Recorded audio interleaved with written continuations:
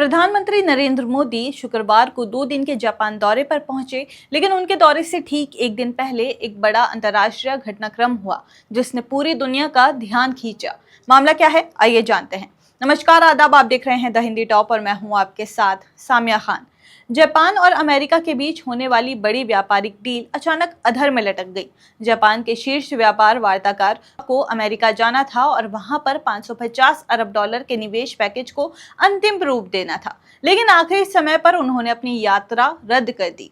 इससे संकेत मिला कि अमेरिका और जापान के बीच टैरिफ को लेकर जो समझौता बन रहा था वो अब संकट में फंस चुका है। यह घटनाक्रम ऐसे समय में हुआ जब भारत और अमेरिका की व्यापार वार्ता पहले ही फेल हो चुकी है। अमेरिका ने भारत पर 50% का भारी भरकम टैरिफ लगा दिया है, जिससे दोनों देशों के बीच तनाव अपने चरम पर है। अब जापान और अमेरिका के बीच भी यही टकराव दिखने लगा है। जापान ने अमेरिका से वादा किया था कि वो वहां 550 अरब डॉलर का निवेश करेगा। बदले में अमेरिका जापानी प्रोडक्ट्स पर लगाए गए टैरिफ में छूट देगा। शुरुआत में ट्रंप प्रशासन ने जापान पर 25% टैरिफ लगाया था, लेकिन जापान निवेश के बदले इस टैरिफ को घटाकर 15% तक करने पर तैयार हो गया था। लेकिन दिक्कत तब शुरू हुई जब अमेरिकी राष्ट्रपति डोनाल्ड ट्रंप ने इस निवेश पैकेज को लेकर बयान दे दिया। ट्रंप ने कहा कि ये हमारा पैसा है जिसे हम अपनी मर्जी से इस्तेमाल कर सकते हैं और इसका 90% फायदा अमेरिका के पास ही रहेगा। जापान को ये बयान बेहद आपत्तिजनक लगा, क्योंकि वहां का मानना है कि अगर निवेश होगा तो उसका फायदा बराबर बंटना चाहिए। यही कारण है कि जापानी वार्ताकार ने अपना अमेरिकी दौरा रद्द कर दिया और डील अधर में लटक गई।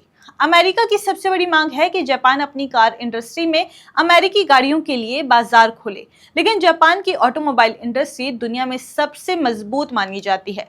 टोयोटा, होंडा और निसान जैसी कंपनियां दुनिया के कई देशों पर राज कर रही हैं।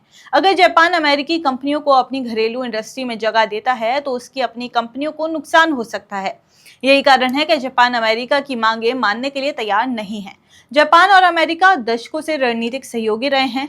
एशिया प्रशांत क्षेत्र की सुरक्षा और स्थिरता में जापान ने हमेशा अमेरिका का साथ दिया है, लेकिन जब मामला व्यापार का आता है तो समीकरण पूरी तरह बदल जाते हैं। जापान साफ संदेश दे रहा है कि वो अमेरिका की टैरिफ रणनीति का शिकार नहीं बनने वाला।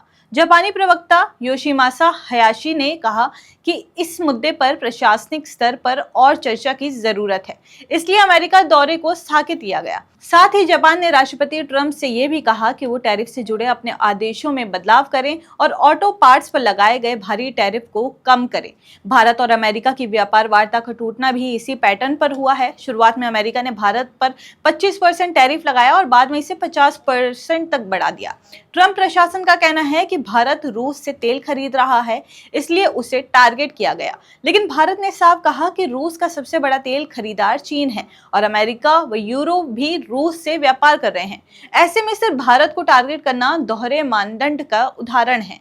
भारत ने अपनी घरेलू इंडस्ट्री और किसानों की सुरक्षा के लिए कई अमेरिकी उत्पादों पर आयात शुल्क लगाया है।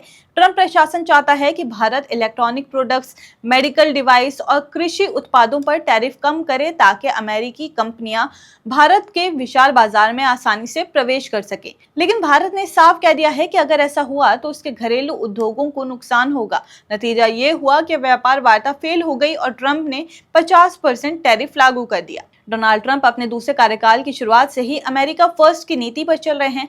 उनका कहना है कि अमेरिका का व्यापार घाटा लगातार बढ़ रहा है, यानी अमेरिका दूसरे देशों से ज्यादा खरीद रहा है और उन्हें कम बेच पा रहा है। भारत और जापान दोनों ही देशों के साथ अमेरिका का व्यापार घाटा बढ़ा है और ट्रंप इसी घाटे को कम करना चाहते हैं। इसके लिए वो टैरिफ को हथियार बना रहे हैं। उनका तरीका है कि टैरिफ बढ़ाकर दूसरे देशों पर दबाव डालें ताकि वो अमेरिकी शर्तें मानने पर मजबूर हो जाएं। लेकिन ये दबाव उल्टा पड़ा दिखाई दे रहा है। भारत ने अमेरिकी दबाव में आकर अपनी नीति नहीं बदली और अब जापान ने भी साफ कर दिया है कि वो राष्ट्रीय हितों में समझौता नहीं करेंगे।